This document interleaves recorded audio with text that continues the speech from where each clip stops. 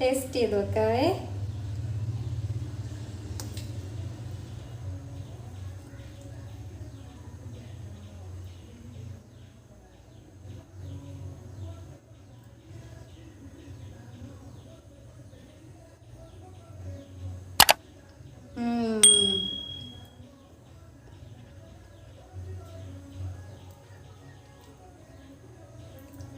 സൂപ്പറാട്ടോ, ഞാൻ തന്നെ ഉണ്ടാക്കിയതാണോ? ഹലോ, പുതിയൊരു വീഡിയോയിലേക്ക് എല്ലാവർക്കും സ്വാഗതം. ഞാൻ ഇന്ന് ഡ്രീം കേക്ക് ഉണ്ടാക്കാൻ പോവാണ് കേട്ടോ. അപ്പോൾ ക്രിസ്മസിന് ക്രീം കേക്ക് ഉണ്ടാക്കിയപ്പോൾ സക്സസ് ആയി. അപ്പോൾ അതിൻ്റെ ചെറിയൊരു അഹങ്കാരത്തിലും കോൺഫിഡൻസിലും ഞാനൊരു ഡ്രീം കേക്ക് ഉണ്ടാക്കാമെന്ന് വിചാരിച്ചു. അപ്പോൾ ഇത് ഞാൻ എൻ്റെ ടൈപ്പ് അവിടെ ഓക്കെ. അപ്പം ഞാൻ എൻ്റെ കയ്യിലുള്ള സാധനങ്ങളൊക്കെ വെച്ചിട്ടാണ് കേട്ടോ ചെയ്യണേ. അപ്പോൾ ഇങ്ങനെയല്ല ഡ്രീം കേക്ക് ഉണ്ടാക്കുന്നതെന്നൊന്നും ആരും പറയരുത്. എൻ്റെ ഡ്രീം കേക്ക് ഇങ്ങനെയാണ്. അപ്പോൾ ഞാൻ എങ്ങനെ ഉണ്ടാക്കണേന്ന് നോക്കാം. അപ്പോൾ ഞാൻ കേക്കിന് വേണ്ടിയിട്ട് 2 ടേബിൾ സ്പൂൺ മൈദയും 1 ടീസ്പൂൺ കൊക്കോ പൗഡറും പിന്നെ കുറച്ച് ബേക്കിംഗ് സോഡയും കുറച്ച് ബേക്കിംഗ് പൗഡറാണ് കേട്ടോ എടുത്തേക്കുന്നത്. ഇത് നന്നായിട്ട് അരിച്ചെടുക്കണം. 3 തവണയെങ്കിലും അരിച്ചെടുക്കണം കേട്ടോ. പക്ഷേ ഞാൻ 2 തവണ അരിച്ചെടുത്തിട്ടുള്ളൂ. അപ്പോൾ അത് അരിച്ച് മാറ്റി വയ്ക്കുക. എന്നിട്ട് വേറൊരു പാത്രം എടുത്തിട്ട് അതിലൊരു മുട്ടയാണ് കേട്ടോ എടുത്തേക്കുന്നത്. ഒരു മുട്ടയും പിന്നെ 1/2 ഗ്ലാസ് പാലും പിന്നെ കുറച്ച് വാനില എസൻസും ആണ് ആഡ് ചെയ്ത് കൊടുത്തേക്കുന്നത്. പിന്നെ പൊടിച്ച പഞ്ചസാര എടുക്കണം കേട്ടോ.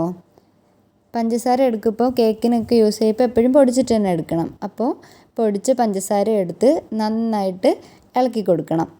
ബീറ്ററൊന്നും വേണമെന്നില്ല, വിസ്ക് വെച്ച് തന്നെ നന്നായിട്ട് ഇളക്കി കൊടുത്താൽ മതി. പിന്നെ ഞാൻ അതിലോട്ട് ബട്ടറാണ് കേട്ടോ ആഡ് ചെയ്തേക്കുന്നത്. ബട്ടർ വേണമെങ്കിൽ മെൽറ്റ് ചെയ്തിട്ട് ആഡ് ചെയ്യാം, പക്ഷെ കുഴപ്പമില്ല, ഇതിൽ കിടന്നിട്ടാണെങ്കിലും മെൽറ്റ് ആയിക്കോളും.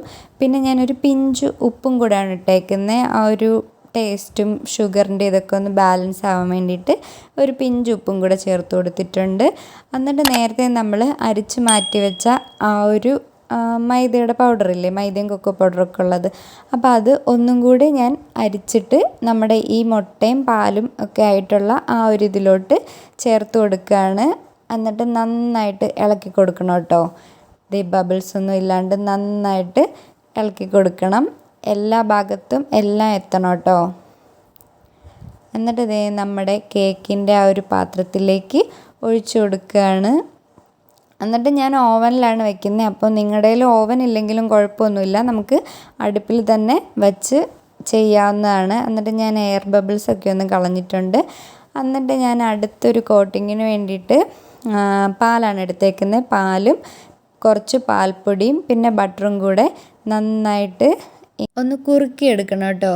അപ്പോൾ ഒരു മിൽക്കി ബാർ ഉണ്ടെങ്കിൽ തീരാവുന്ന പ്രശ്നമേ ഉള്ളൂ. മിൽക്കി ബാർ ഇല്ലാത്തതുകൊണ്ടാണ് ഞാൻ അങ്ങനെ ചെയ്തത്. പിന്നെ ഞാൻ അതിൽ കുറച്ച് ഷുഗറും കൂടെ ആഡ് ചെയ്ത് കൊടുത്തു കേട്ടോ. അപ്പോൾ നന്നായിട്ട് കുറുകി കിട്ടുമ്പോൾ നമുക്ക് അത് നമ്മുടെ കേക്കിലേക്ക് ഒഴിച്ചു കൊടുക്കാൻ വേണ്ടിയിട്ടാണ്. ദേ ഇപ്പോൾ കേക്ക് നല്ല സെറ്റായി വന്നിട്ടുണ്ട്.